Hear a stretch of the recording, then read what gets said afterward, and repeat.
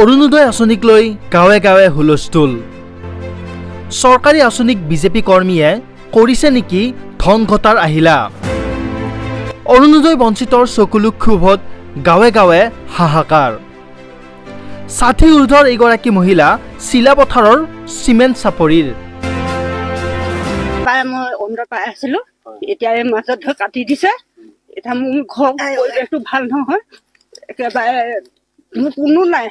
মালিকক পইচা কাটি মেলি অৰুণোদয় পইচা কাটি এতিয়া সেই কালি গলত কৈছে আপুনি বোলে মোৰ ঘৰলৈ এদিনো অহা নাই কাৰণে মই বোলে আপোনাৰ নাম কাটি দিলো বুলি কৈছে।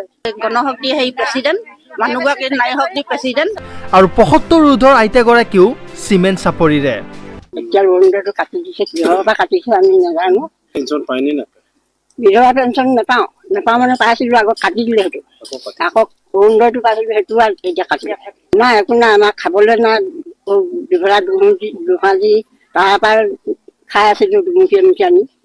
এতিয়া নাই, সেইটো কাটি দিলে আমাৰ এতিয়া উপায় নাইকিয়া হৈ আছে। কৰিছে কোনে এতিয়া সেইটো নাজানো, ইয়াতে কৰিছে বুলি কৈছে। ইয়াত গাঁৱৰ মানুহে কোনে কৰিছে এতিয়া সেইটোহে লাগে। কমিটি মানুহে এইটো কৰিব নালাগে নহয়, এইটো দুৰ্নীতি হয়নে নহয়? এয়া ডুমডুমাৰ কাকজান পঞ্চায়তৰ দৃশ্য। বিজেপিৰ বুথ সভাপতিৰ ঘৰ ঘেৰাও অৰুণোদয় বঞ্চিত একাংশ মহিলাৰ। যোগ্যজনক বঞ্চিত কৰি ধনী লোকক আঁচনিভুক্ত কৰাৰ অভিযোগ এইসকল মহিলাৰ। বুথত সোমাইছে বিজেপি চাগে। তাৰপিছত আমি ইয়াত যিমান মানুহ আছে, মহিলা আছে, চবেই অৰুণোদয় আঁচনিৰ কাৰণে আহিছো।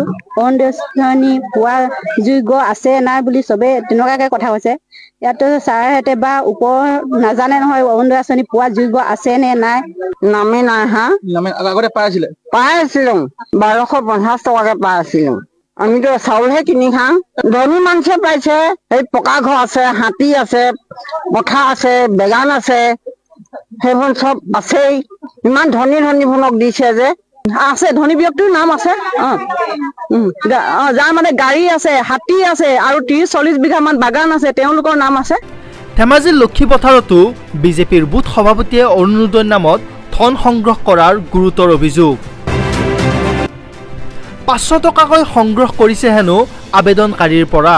তহঁতি দিব লাগিব 500 পইচা দিলেহে তহঁতৰ ফৰ্মখন জমা ল'ম। যদি পইচাটো নিদিয় মানে তহঁতি ফৰ্মখন মই দিছোঁ, পইচা দিব মোক নালাগে, তহঁতি য'ত দিব লাগে নিজে দিবিগৈ, মই হ'লে একো কৰি দিব নোৱাৰোঁ। সেনেকৈ বুলি কোৱা খাতিকে ধৰি লওক আমিও এটা আশাবাদী দিয়কচোন, কিবা এটা দুখীয়া মানুহ যেতিয়া কিবা এটা পাম বুলি আশা এটা কৰোঁ ন।